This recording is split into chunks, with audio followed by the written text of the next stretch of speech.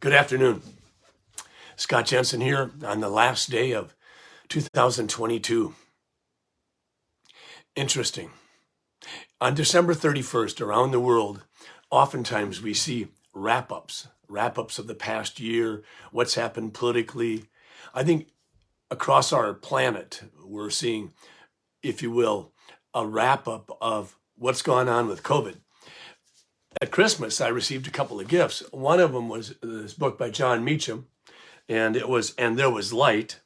And the other one was The Empire of Pain, and that's by Patrick Keefe, regarding the Sackler dynasty and the whole issue with, if you will, opiates. I think we all have surprises in our lives, and that's partly what makes up our lives. But I think today, December 31st, 2022, it's very reasonable for us to step back and say, what about the COVID surprises? For 3 years, we've lived with COVID. Are we done? What surprised us? What should not have surprised us? The other day, I saw a clipping from Israel 3 days ago. Israel is set to declare the coronavirus pandemic over. As of January 18th, the country's civilian health system will assume responsibility for conducting COVID tests. Then on January 31st, 2023, SARS-CoV-2 will be categorized as an influenza-like virus, according to CAN News. The Pandemic Control Center will be closed, and COVID patients will no longer need to be isolated. Professor Cyril Cohen, a member of the Health Ministry's Advisory Council for Clinical COVID vaccine trials, told I-24 News that the goal was to get the virus to an endemic stage where it spreads at a typical or expected rate.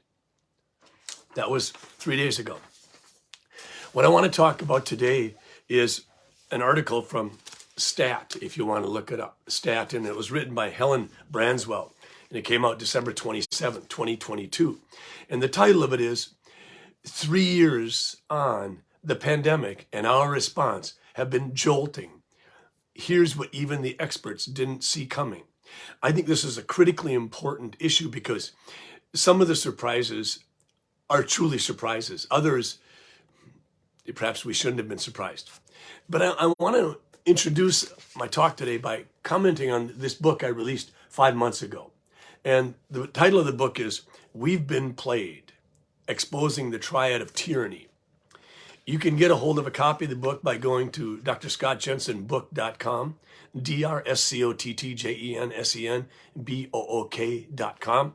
You can order it there. It's about $20. But I want to read through you just a couple of things in this book that I highlighted. This was a quote from Victor Hugo in Les Miserables. If the soul is left in darkness, sins will be committed. The guilty one is not he who commits the sin, but the one who causes the darkness. I said this also. I was in grade school when President John Kennedy addressed the American Newspaper Publishers Association on April 27, 1961. And in that speech, he said this, "And there is very grave danger that an announced need for increased security will be seized upon by those anxious to expand its meaning to the very limits of official censorship and concealment. Without debate, without criticism, no administration and no country can succeed, and no republic can survive." That was in April of 1961. It's interesting that Dwight Eisenhower, the president, in his farewell address in 1961, made these words come together in a powerful way. He said, "The potential for the disastrous rise of misplaced power exists and will persist." So we hear from Kennedy in 1961, we hear from Eisenhower as he says farewell in 1961, and they speak of the issue of power. So let's get to the topic at hand. What were the surprises through the last 3 years of the COVID pandemic? Let's go back in time. What happened today, 3 years ago, on December 31st? Two big things happened. One, the Wuhan Municipal Public Health Commission announced that there were 27 total cases of a pneumonia illness that they had identified. That was, in a way, the very beginning. It was on that day also that the United States CDC identified that they learned of those 27 cases that day. I remember in January of 2020 seeing some news clips and reading about the doctor who'd made the correlation in China regarding this. I think his name was Dr. Li. And I remember in February, things got cooking. And I remember being advised in February of the first death in the United States. And I remember as a Minnesota state senator speaking to a group of people, hospital executives, in early March regarding COVID. And if you will, COVID had begun. We're 3 years into it. So let's see what Helen Branswell has to say about this. First off, she says, people who study infectious diseases and who work in public health have long known a bad pandemic would one day come. They knew such an event would overwhelm hospitals, strain supply chains, and place stresses on society that we would be ill-equipped to meet. Countries like the United States have for decades prepared to respond to such a crisis. But despite all the planning, the COVID-19 pandemic has, in myriad ways, not played out as expected. Experts admit that this microbe and the world's response to it have continuously deviated from their forecasts. Stat, this newspaper source, asked 23 experts what had surprised them the most about the pandemic. Here we go. Containment can buy time. Ben Cowling, head of the Division of Epidemiology and Biostatistics at the Hong Kong University School of Public Health, was working with the World Health Organization in 2019, pre-COVID, to revise its response plan for pandemic influenza. Cowling had this to say: what we'd written on page 1 of these flu pandemic guidelines is, containment is futile. Don't waste too much time on containment. We didn't consider a shelter-in-place order. That wasn't on the list. We just couldn't envisage something like that being considered. And then, of course, that was the go-to measure for many countries in March and April of 2020. We move on. One of the jarring surprises for Maria Van Kerkhove, the WHO's lead on the pandemic, was the sheer quiet was just striking. I was in several different cities in China. No one on the streets. Another surprise, the baking bonanza. Do you remember the toilet paper? Here's what this article says. People who had spent any time thinking about pandemics anticipated and prepared for the great toilet paper shortage of spring 2020. But it was the other shortages that hadn't been anticipated. Flour, butter, yeast, eggs. With the lockdowns, people turned to baking. Turning to baking, they turned to supplies. The ingredients became high demand. And perhaps the baking helped us become less healthy because, as we saw, as a physician in the trenches during COVID, I saw increased cholesterols, increased weight, increased many illnesses that were born of chronic, unhealthy lifestyles. The variability of the illness makes little sense. A fact surprised Deepta Bhattacharya, a professor of immunology at the University of Arizona College of Medicine. For instance, he says, my dad and my sister both got COVID in May. My dad barely knew. He had asthma, and so he just thought it was his asthma flaring up. But my sister had a much rougher go of it. She had a pretty bad cough that lasted over a month. And they had the same vaccine history. They both had 3 shots at the time they got it. Here's another surprise: how quickly people became reinfected. Literally they could have the disease, recover completely, test negative, and within weeks have it again. What was the biggest surprise identified in this article? Hands down, how the virus has evolved. It was said by many influenza virus experts that coronaviruses don't change very quickly. That was the dogma. Then came the variants: Alpha, Beta, Delta, and Omicron. And then within the variant classification, we saw many mutations, literally changing weekly. Many of the people interviewed cited SARS-CoV-2's evolution as their biggest surprise of the pandemic. It's been wild in my view, said Marion Koopman, head of virology at Erasmus Medical Center in Rotterdam in the Netherlands. Anthony Fauci, retiring head of the NIAID, also listed as his number one surprise. So that was a big surprise, how fast the virus changed.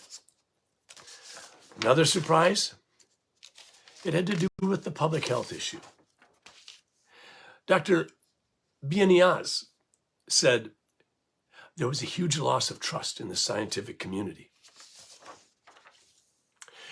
Said Ran Balacher, director of Israel's Claylett Research Institute, vaccines were ready, tested, and launched in under a year. For so many people in the scientific and the pharmaceutical industry, the speed with which COVID vaccines were developed was truly unexpected. I think we've heard about that a little bit. Not all of the vaccine surprises were positive. Dr. Bieniaz, Rockefeller University virologist, said, going from 95% protection to negligible in terms of transmission in the time window in which it occurred, that's pretty dramatic. He was basically commenting on the fact that protection against infection declined rapidly over a course of a few months, at least with the mRNA vaccines. Then we move on. Pricey mRNA vaccines became the jab of choice in countries ill-equipped to use them. What were they getting at there? From the earliest days of the deployment of COVID vaccines, there were concerns about the challenge with the mRNA vaccines. For starters, mRNA vaccines need ultra-cold storage. Ultra-cold. Pfizer went so far as to make its own shipping cases that required dry ice to ensure precious doses weren't lost to spoilage. And the vaccines were expensive. Pfizer charged the U.S. government $30.48 a dose, while Moderna charged $26.36. So with Pfizer selling more than Moderna potentially, you're somewhere around $30 a dose.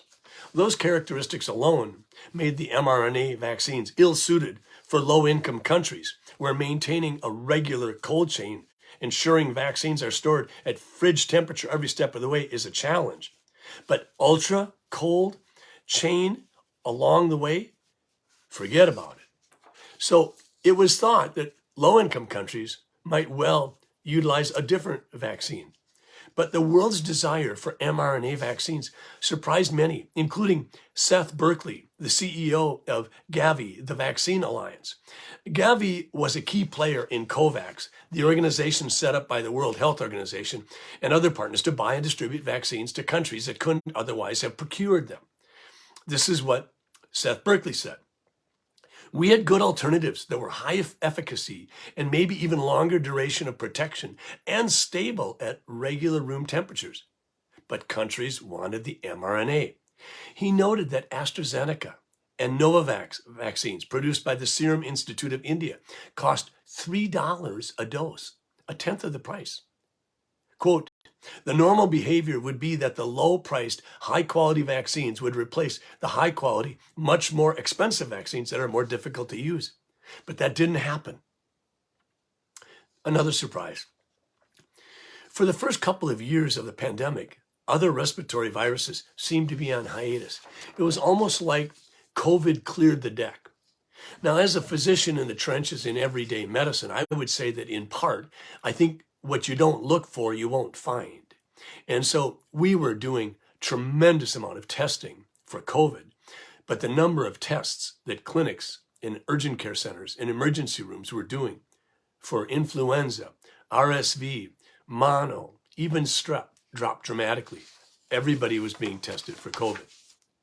Another surprise, a particularly heartbreaking surprise, Christine Grady said this about the healthcare worker roller coaster.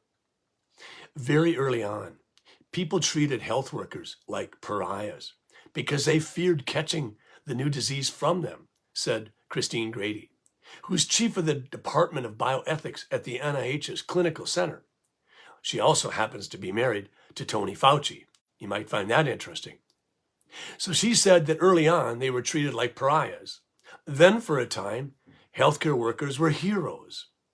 Later, as pandemic fatigue and denialism set in, healthcare workers were again targeted, sometimes with threats of violence. And you remember the rest of the story, I'm sure, that some of these same healthcare workers, who perhaps had developed natural immunity, or for perhaps conscientious reasons, declined being vaccinated, were then fired. So truly, the healthcare worker suffered a roller coaster ride that nobody would wish on their worst enemy. Another surprise, unsettled science, scientific hubris, and the attack on science. When I think of that scientific hubris, when I think of that excessively cocky arrogance regarding what science does or does not know for certain, it grieves my soul. Dr. Bienes, who I mentioned earlier, was surprised at how much scientific hubris was on display. He said this, "I've been sort of repeatedly surprised by how often I see statements in the press attributable to scientists that have an unwarranted level of confidence associated with them." He went on to say he thought that scientists should have started most statements with, "I don't know, but my best guess is." Do you remember the famous quote by Tony Fauci? Something like this: "If you don't follow me, you're not following the science," or some words like that. It seems that we forgot that science is a discipline focused on skepticism. It isn't a discipline of who gets to make the first proclamation. Science consists of 3 steps, always 3 steps. First, we observe. Perhaps Newton observed apples repeatedly falling to the ground. Then we measure. Perhaps Newton counted how many apples fell to the ground and tried to count how many apples fell up into the sky. And based on the observation and the measurement, he hypothesized. He had an idea that might explain it. And it's at that point where skepticism has to come in over and over again. And when you have taken care of your own skepticism, then it's time to reach out to others. Explain what you saw, explain what you measured, explain your hypothesis, and ask others who are capable, very capable, to also do experiments to approve or disprove the hypothesis. That's science. And science isn't as settled as often as we would like it to be. Certainly many things have been settled by science, but many things have not. I remember when I was in school, the smallest particles you could study were electrons, protons, and neutrons, and we've gotten a lot smaller than that. Another surprise, the director of behavioral and implementation science at the International Vaccine Access Center at Johns Hopkins University, Rupali Lamai, said this. She said, "My hope is that we can dial down the politicization through building back trust in health institutions. Truly, the fracture of the public health trust was an immense surprise to many." And then perhaps not quite last, but certainly getting to the end, the endless fighting. For instance, aerosol or droplet, lab leak or natural spillover event. Do you remember Robert Redfield, the CDC director during President Trump's tenure during the COVID pandemic? When he left the CDC, it wasn't many months later that he expressed publicly his concern that perhaps the origin of the COVID virus had not been a natural reassortment in nature, but instead had indeed been a lab leak, indicating that there had been research being done on this, if you will, new virus. I remember a long time ago expressing concern that we were being told that there had been no gain of function research on COVID-19. I think that's largely been put to rest. If you're doing research on how to make a virus more transmissible or less, more virulent or less, or change the target group to which a virus might attack, that is gain of function research. So a final comment here was, the biggest surprise of all is that we don't seem to be coming to terms with these conclusions. Dr. Messonnier, a former CDC official, said, I never would have imagined that 3 years later we would still be dealing with this in the way that it's been ever present in our conversations and in our society. And in closing, this article talks about the ripple effects, the onset of inflation, the spike in energy prices, the upheaval in supply chains. Friends, over the past couple of decades, we've gone through a number of disease scares. We had SARS-1. We had the H1N1 flu pandemic. We had MERS. We had Zika. We've had Ebola on a recurrent basis. And each time, as the panic eased, neglect kicked in. That's what we can't afford. That's why I'm speaking with you today. We have seen things that surprised us, without question, but we cannot let neglect seep its way in. We have to learn from what we've just gone through. One of the things I think that's happened is we've allowed a lot of bias to occur as we've analyzed what's gone on. We're picking and choosing. I was stunned a few months ago to see that young people whose lives were dependent potentially on potentially getting a kidney transplant would be denied such healthcare services if they hadn't been vaccinated. It was no surprise to me that the world would see, and particularly the United States, would see a fall off in acceptance of many routine, scheduled childhood vaccines that have been in place for years. We've seen that. The CDC has been worried about it. Many have been worried about it. I think that this is a natural outcome of what's gone on over the last 2 years, especially during the course of the vaccine for COVID's existence. But I have a few other surprises that weren't mentioned in the article I referenced, and I want to comment on them briefly.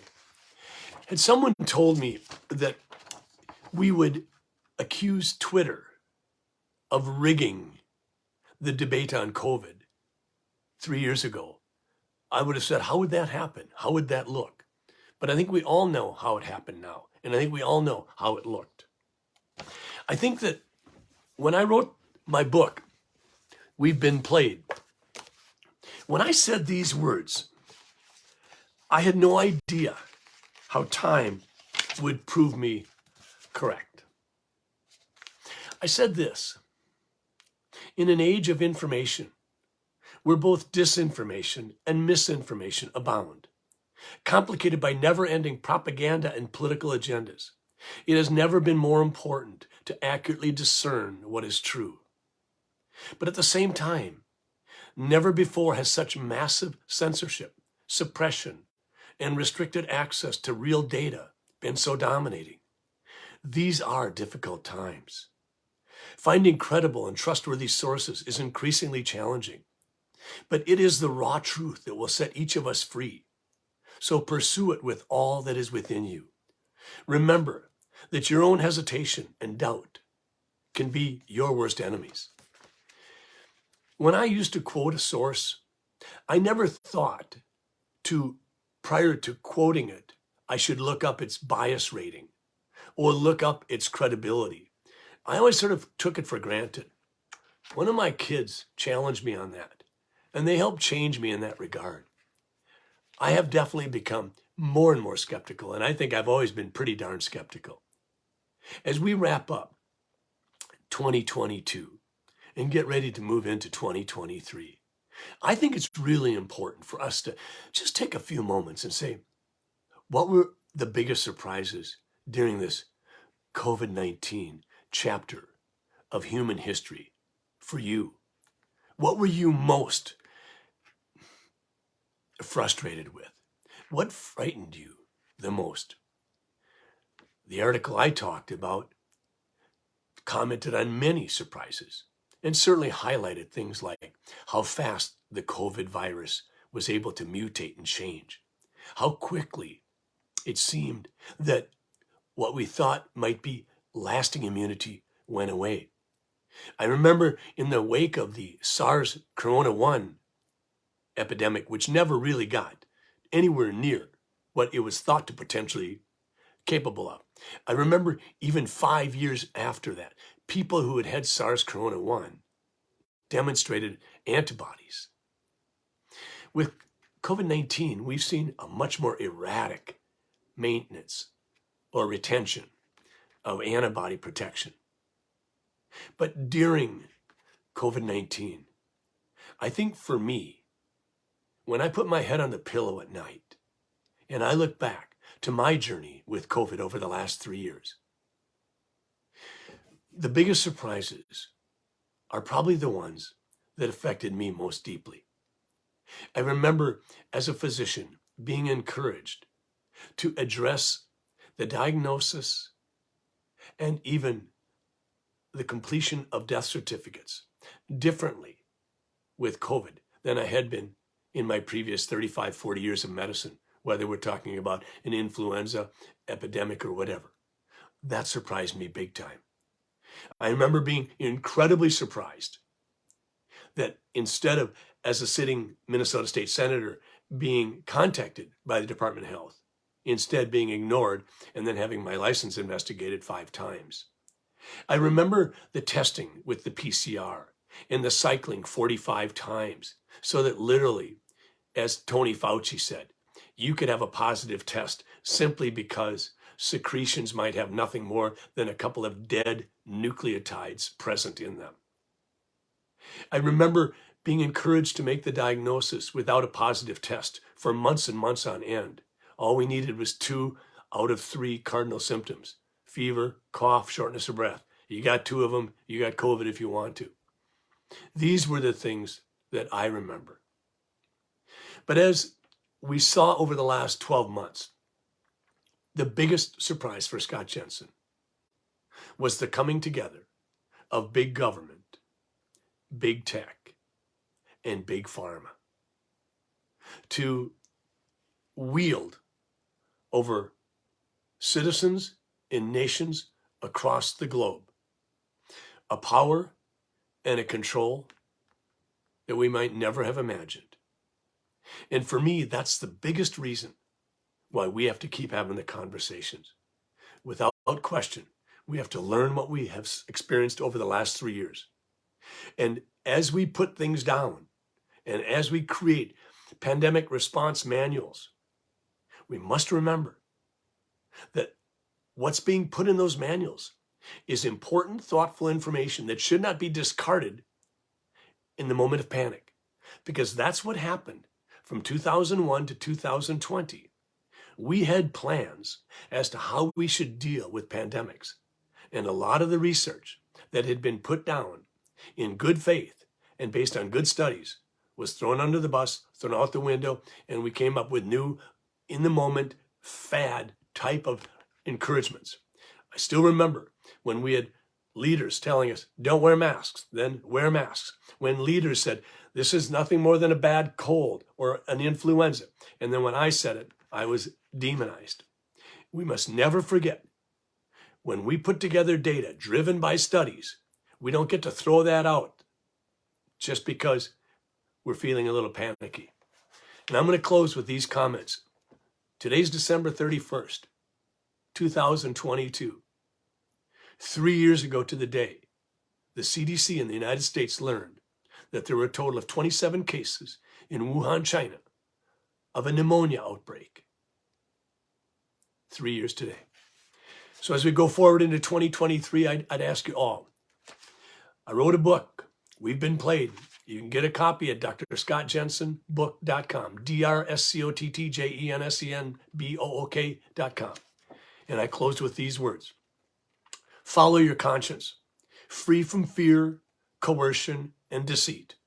Realize the power of shared voices. And know this, alone, there is so much we cannot do. But together, there is so little we cannot do. I pray for our world. I pray for our humanity that 2023 brings a coming together of one another where indeed we can move forward. Thank you.